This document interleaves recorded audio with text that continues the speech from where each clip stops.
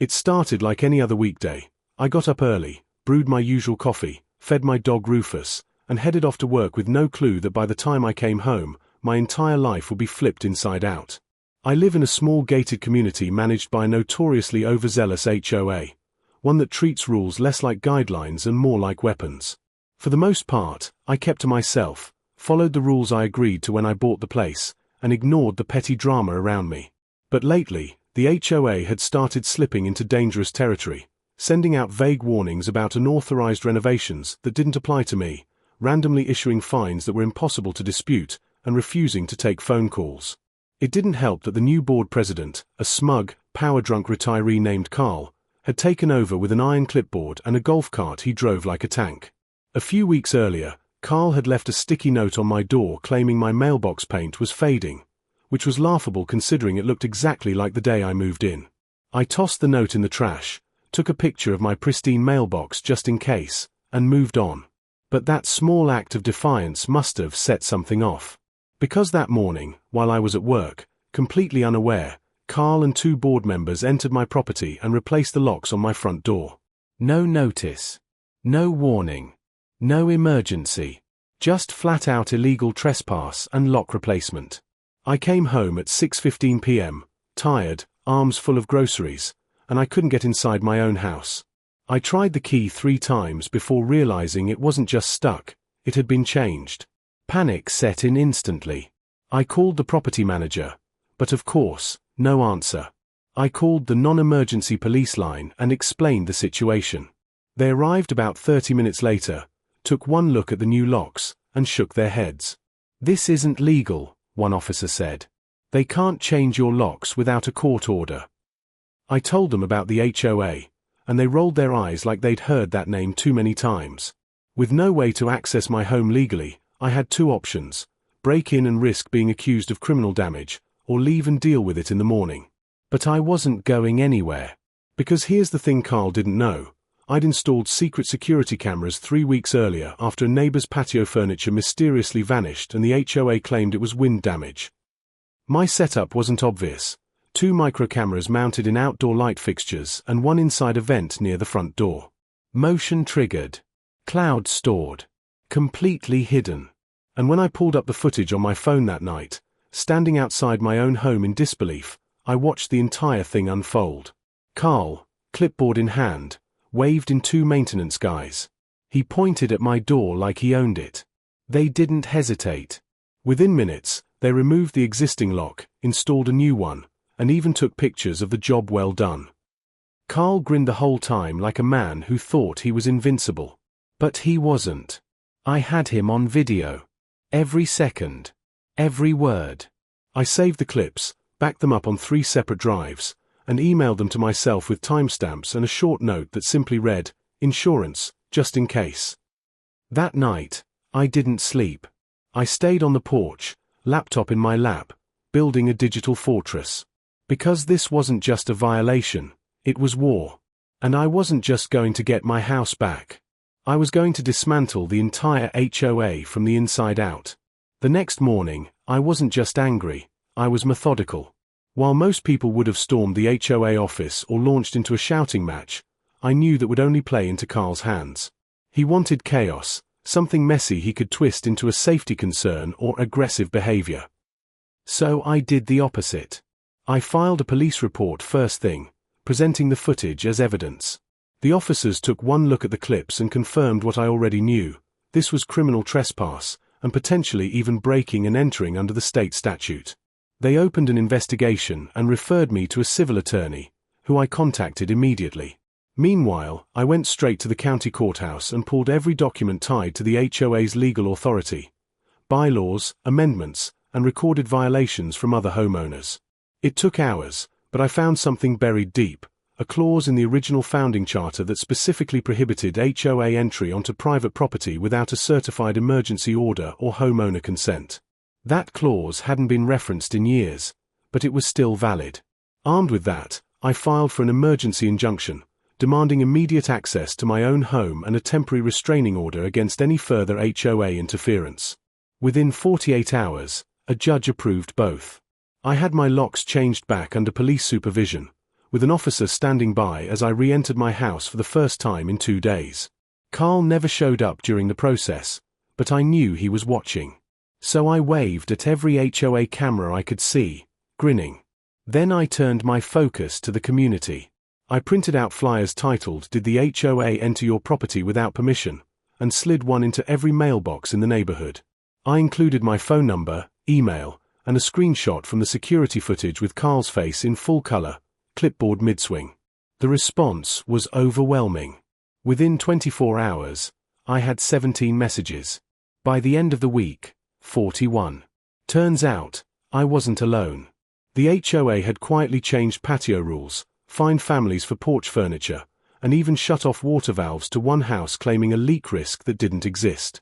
I created a secure Google Drive and had every resident upload photos, citations, and statements. Patterns started emerging. Carl had a history of targeting anyone who didn't immediately comply with his orders. People were scared to speak out, but once they saw the footage of him breaking into my home, that fear started to fade. I hired a videographer and produced a 3-minute clip titled "What Your HOA Doesn't Want You to Know," compiling testimony, photos, and my security footage into a tight, polished expose. I posted it anonymously in the neighborhood Facebook group. It hit over 2,000 views in 3 days, and that's when things got serious. Carl called a surprise board meeting, claiming there were malicious rumors circulating. I attended, quietly, in the back row. Carl scanned the crowd, red-faced, trying to figure out who had posted the video. But he never looked at me. Because to him, I was still just the guy who got locked out. He didn't know I'd spent the last 72 hours building a network, securing allies, and preparing a legal ambush that would rattle the board to its core. And I wasn't just doing this for me anymore. The HOA had crossed a line with all of us. And I had the proof to drag them into the light. By the time the board realized they were dealing with more than just a disgruntled homeowner, the damage was already spreading. The video had ignited something across the neighborhood, something long overdue. One by one, neighbors began coming forward with stories they'd kept buried for years. One woman said she was fined $200 because her toddler's toy tricycle was left out overnight. A retired man showed me letters where the HOA threatened to foreclose on his home over repeat lawn violations, despite being on oxygen therapy and physically unable to mow. The deeper I dug, the clearer it became. This wasn't just mismanagement, it was targeted abuse. But Carl had operated under the radar for so long that no one ever thought to document it. Until now. With my footage as the catalyst, I partnered with a civil rights attorney and began building a formal case. We filed a class action civil suit for unlawful entry, harassment, and abuse of power. We listed not just Carl but the entire HOA board as named defendants. And while the legal process began grinding into motion, I focused on dismantling their power one layer at a time. I compiled a complete digital archive of every HOA violation letter from the last 3 years, scanned, tagged, and sorted by date and recipient. I created a spreadsheet showing a pattern. 80% of violations were issued to 30% of the residents, most of whom had previously challenged the board. Then came the bombshell discovery. Carl had hired his nephew's unlicensed maintenance company to conduct property inspections, billing the HOA without member approval. I obtained invoices. Dated. Signed. He'd been siphoning money from HOA dues to pay a relative for fake work. I packaged the financials, the footage, and testimony into a formal complaint, which I submitted to the state's HOA Regulatory Commission. Simultaneously, I leaked a version to a local news outlet, under the condition of anonymity. 2 days later, it aired during the evening news. Homeowner's hidden camera uncovers HOA corruption. Carl's face was front and center, caught mid-laugh as he pointed to my door during the illegal lock change. The next HOA meeting was absolute chaos. Over 100 residents showed up, more than triple the usual attendance. I didn't speak. I didn't need to. The video played on a projector, and the room turned ice cold. Carl tried to deflect, claimed it was selectively edited, but it was too late. People stood up, shouting, demanding resignations. Several board members quit on the spot. Carl stormed out halfway through, but not before someone shouted, "This isn't your neighborhood anymore." The next morning, I filed a petition to trigger a special election to replace the board, backed by more than the required signatures. I had momentum, legal support, evidence, and the neighborhood on my side. But I wasn't stopping with just a new board. I wanted a full audit. I wanted restitution. I wanted every cent Carl funneled to his nephew's fake company brought back and refunded. Because they didn't just violate my rights, they violated every homeowner who thought they were safe behind a locked door. And now, the locks were finally being turned on them. With the lawsuit filed, the petition signed, and Carl's reputation sinking like a stone, the HOA started unraveling faster than anyone could have predicted. The special election was scheduled for 3 weeks out, and until then, the existing board was supposed to remain in place, but in place quickly became in hiding. Carl stopped attending meetings entirely. The few remaining board members who hadn't already quit kept their heads down, issuing half-hearted email responses to rising neighborhood complaints, clearly trying to wait out the storm. But I wasn't letting them off that easy. I used the time to keep pressing forward, meeting with concerned neighbors, organizing block-wide gatherings, and setting up a community Facebook group that exploded to over 300 active members within days. I published updates on the lawsuit, links to news coverage, legal advice for fighting back against wrongful fines, and even posted a live countdown to the election date. Every week, more homeowners added their own stories. A disabled veteran shared how he'd been fined for having a ramp that didn't match community design standards. A single mom had her flower beds ripped out without notice because they violated the landscaping palette. What started as a few people venting turned into a firestorm of shared pain and growing solidarity. Meanwhile, I received notice from the Regulatory Commission that a formal investigation had been opened into the HOA's financial practices.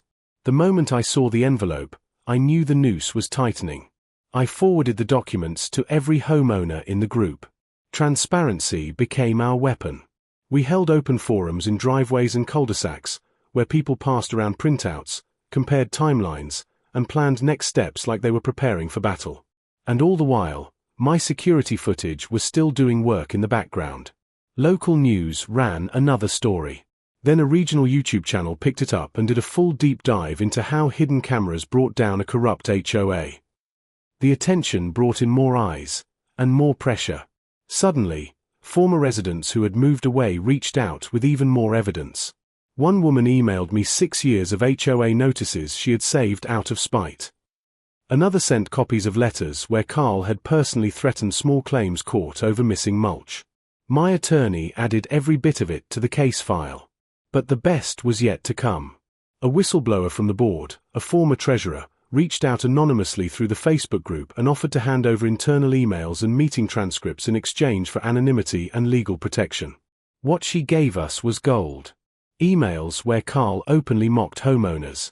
Records showing votes were faked or skipped entirely. And audio clips of backroom conversations where board members laughed about keeping people in line. With her permission, we released some of the evidence publicly, blacking out her name but letting the truth speak loud and clear. The neighborhood was beyond furious. They were ready to purge every trace of Carl's regime from the bylaws. People who had never spoken up were now holding signs at the front gate. One family even printed t-shirts that read, "I got locked out, and all I got was a lawsuit." It wasn't just about the locks anymore. It was about power, privacy, and the right to feel safe in your own home. Carl had built his kingdom out of silence and intimidation.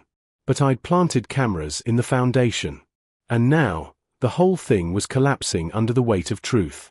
The day of the special election felt more like a trial than a vote. Rows of folding chairs lined the clubhouse, packed with residents who had once been too afraid to speak out, now showing up in force with clipboards, signs, and the kind of quiet fury that only comes from years of being silenced. The air buzzed with nervous anticipation as volunteers passed out ballots, and you could practically see the old guard board members shrinking into their seats. Carl didn't show up. No surprise there. Rumor had it he'd lawyered up and was already in panic mode after receiving official notice that our lawsuit was gaining traction. The vote was swift, direct, and brutal. Every old board member was removed by overwhelming majority, replaced by a new team of homeowners who had run on a platform of fairness, transparency, and accountability. I didn't run for a seat. I didn't want power. I wanted proof that power could be held responsibly. And watching those new board members get sworn in felt like redemption. But the celebration was brief, because the next morning, the neighborhood woke up to vandalism. Signs had been torn down. Liar was spray-painted on the new board's welcome banner. Someone dumped old furniture in front of the clubhouse with a note taped to it. You wanted cleanup, start here. It didn't take long to figure out who was behind it. Surveillance footage from 3 different homes caught Carl's nephew, the same one who'd been billing the HOA through his fake maintenance company, lurking around after dark. We submitted the footage to the police and added it to the growing stack of evidence tied to the lawsuit. But we didn't retaliate. We cleaned up the mess, repainted the sign, and posted the footage publicly. Let the truth do the talking. In the weeks that followed, the neighborhood transformed. Fines were suspended. The complaint hotline was replaced with a community suggestion box. Homeowners who had been targeted received formal apologies from the new board, and some even began receiving partial refunds after an internal audit revealed thousands of dollars misappropriated under Carl's term. We hosted the first community barbecue in years, completely HOA sponsored, with free food, live music, and a special table set up for people to anonymously share stories of past abuse. I sat by the grill with Rufus at my feet, watching kids play and neighbors laugh, some for the first time in ages. It wasn't just a meal. It was a reset. A way to say, we survived this. Together. And yet, despite the calm on the surface, I knew we were still sitting on a legal powder keg. Our court date was approaching, and Carl had finally crawled out from wherever he'd been hiding to countersue me personally for defamation. My attorney nearly laughed when he read it. He wasn't suing the news outlets, the homeowners, or the investigators, just me. That told us everything we needed to know. I was the one who got under his skin. The one who didn't break when they changed my locks. The one who documented everything. And now, he was trying to punish me for exposing what he thought he could hide. But I had one more card left to play. One more piece of footage Carl hadn't seen. And I was saving it for the courtroom. Courtroom drama rarely lives up to the movies, but this one came close. The civil trial had been building for months, evidence mounting, public interest growing, and Carl's legal team trying every trick in the book to delay the inevitable. When the day finally came, the courtroom was packed. Not just with lawyers and press, but with neighbors, dozens of them, sitting shoulder to shoulder in quiet support, some wearing shirts that read "My house, my rights." I sat with my attorney at the front, calm, collected, while Carl sat across from us, visibly sweating under a cheap suit and trying not to make eye contact. His lawyer launched into a desperate defense, claiming everything was done in good faith, and that the lock change was part of a community safety inspection. But the judge wasn't buying it. Not after seeing the timestamps on the footage, the maintenance logs signed by his nephew, and the complete absence of emergency authorization. Then, it was our turn. My attorney presented the footage again, but this time, we included something Carl had never seen: audio. The camera in my porch light had picked up every word. "He's never home during the day," Carl had said casually, while overseeing the lock swap. "If we get it done fast, he'll never know. Worst case, we say it was security related." The courtroom went silent. The judge leaned forward. "Are you the individual speaking in this video, Mr. Carlton?" Carl refused to answer. His lawyer tried to object, but it was too late. The damage was done. The judge ruled in our favor within the hour: full restitution, damages for trespass, and an order for the HOA to undergo a full forensic audit under state supervision. But the real victory came afterward, when the new HOA board used that ruling to initiate a bylaw overhaul. Every resident was given a vote. We tore out the old rules, line by line, replacing them with guidelines built on transparency, fairness, and strict limits on board authority. No more anonymous fines. No more forced inspections. No more abuse. Carl vanished after the trial, moving out quietly under the cover of night. His nephew was arrested 2 weeks later for falsifying business documents. But our neighborhood? It flourished. Fences were painted, gardens bloomed, people waved at each other again. I kept my cameras up, not out of fear, but as a reminder. A reminder of what can happen when the people in charge forget who they serve. Rufus passed away not long after, peacefully on the porch he once guarded. I buried him in the backyard beneath the oak tree and placed a small plaque that read, "He never let them take what was ours." That plaque, and the camera that caught it all, are still there. Because this wasn't just a victory over one HOA president, it was a message. You can lock someone out. You can throw your weight around. But if they're watching, really watching, you won't just lose.